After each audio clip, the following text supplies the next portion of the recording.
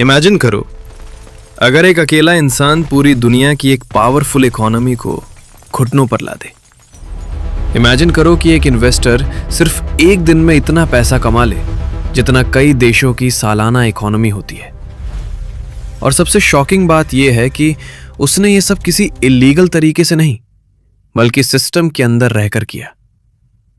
यह कहानी है उस इंसान की जिसने बैंक ऑफ इंग्लैंड को हिला दिया और हिस्ट्री में the man who broke the bank के नाम से जाना गया। यह कहानी सिर्फ पैसे की नहीं है, यह कहानी है पावर, स्ट्रेटेजी और साइकोलॉजी की।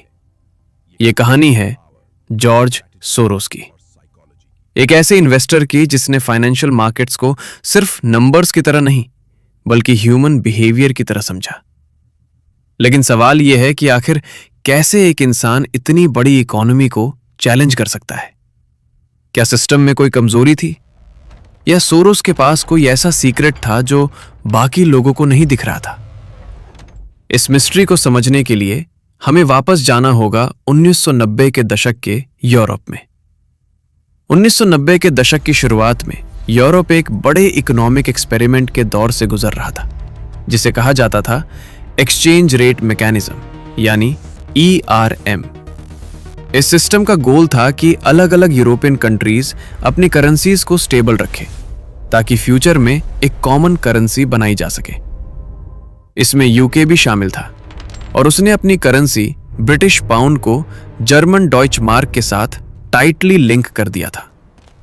लेकिन प्रॉब्लम यह थी कि यूके की इकोनॉमी उस समय कमजोर थी, इन्फ्लेशन हाई था और इंटरेस्ट रेट्स अनस्टेबल थे। इसके बावजूद सरकार ने पाउंड को आर्टिफिशियली स्ट्रांग बनाए रखा। अब यही वो जगह थी जहां सिस्टम में एक हिडन फ्लॉ पैदा हो चुका था, क्योंकि मार्केट रियलिटी कुछ और कह रही थी और गवर्नमेंट पॉलिसी कुछ और। यही वो समय था जब जॉर्ज सोरोस ने इस पूरे सिस्टम को क्लोजली ऑब्जर्व करना शुरू किया। सोरोस सिर्फ नंबर्स नहीं देख रहे थे, वो बिहेवियर देख रहे थे। उन्होंने नोटिस किया कि ब्रिटिश पाउंड ओवर वैल्यूड है, यानी उसकी एक्चुअल वैल्यू से ज्यादा दिखाया जा रहा है। इसका मतलब था कि सूनर और लेटर यह सिस्टम कोलैप्स होगा। लेकिन सवाल यह था कि कब? सोरोस ने अपनी क्वांटम फंड के थ्रू एक मैसिव बेट लगाने का फैसला किया। उन्होंने बिलियंस ऑफ डॉलर्स बोरो किए और पाउंड को शॉर्ट सेल करना शुरू किया। शॉर्ट सेलिंग का मतलब होता है कि आप किसी करेंसी को उधार लेकर उसे बेच देते हो, इस उम्मीद में कि बाद में उसकी कीमत गिर जाएगी और आप उसे सस्ता खरीदकर वापस कर दोगे। अब सोरोस एसेंशियली ब्रिटिश पाउंड के खिलाफ बेट कर रहे थे, लेकिन यह कोई छोटा रिस्क नहीं था।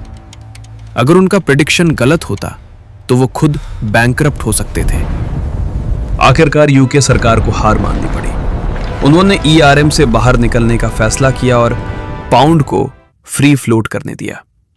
जैसे ही यह हुआ, पाउंड की वैल्यू शार्पली गिर गई और इसी मोमेंट ने सोरोस को बना दिया ओवरनाइट बिलियनर।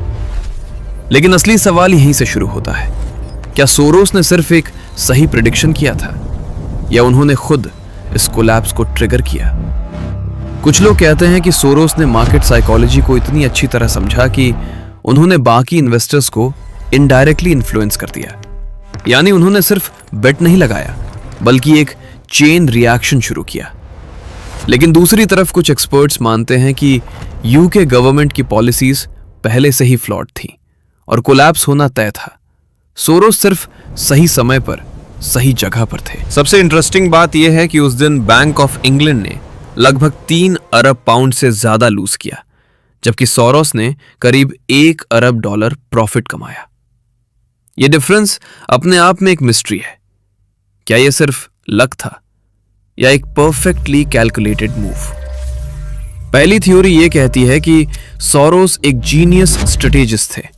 उन्होंने मैक्रो इकोनॉमिक इंडिकेटर्स को डीपली एनालाइज किया और समझ लिया कि पाउंड ओवर वैल्यूड है। उनकी स्ट्रेटेजी पूरी तरह लॉजिकल और डेटा ड्रिवन थी। दूसरी थ्योरी थोड़ी कंट्रोवर्शियल है। इसके अनुसार सोरोस ने मार्केट मैनिपुलेशन किया।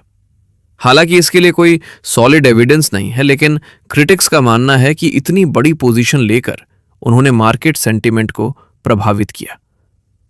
तीसरी थ्योरी साइकोलॉजिकल है। यह कहती है कि financial markets ultimately human emotions पर चलते हैं, फियर और ग्रीड। सोरोस ने इस साइकोलॉजी को मास्टर कर लिया था। उन्होंने समझ लिया कि जैसे ही कॉन्फिडेंस टूटेगा, पूरा सिस्टम कोलैप्स हो जाएगा, और उन्होंने उसी मोमेंट का इंतजार किया। आज भी ब्लैक वेडनेसडे फाइनेंशियल हिस्ट्री के सबसे ड्रामेटिक मोमेंट्स में से एक माना जाता है। जॉर्ज सोरोस को कुछ लोग हीरो मानते हैं, जिन्होंने सिस्टम की कमजोरी को एक्सपोज किया, जबकि कुछ लोग उन्हें विलन मानते हैं, जिन्होंने एक पूरी इकोनॉमी को नुकसान पहुंचाया। लेकिन सच्चाई शायद इन दोनों के बीच कहीं है। यह घटना हमें एक बहुत बड़ा लेसन देती है कि कोई भी फाइनेंशियल सिस्टम कितना भी मजबूत क्यों ना लगे, अगर उसकी फाउंडेशन कमजोर है तो वो कभी भी गिर सकता है, और कभी कभी एक अकेला इंसान उस गिरावट को एक्सेलरेट कर सकता है।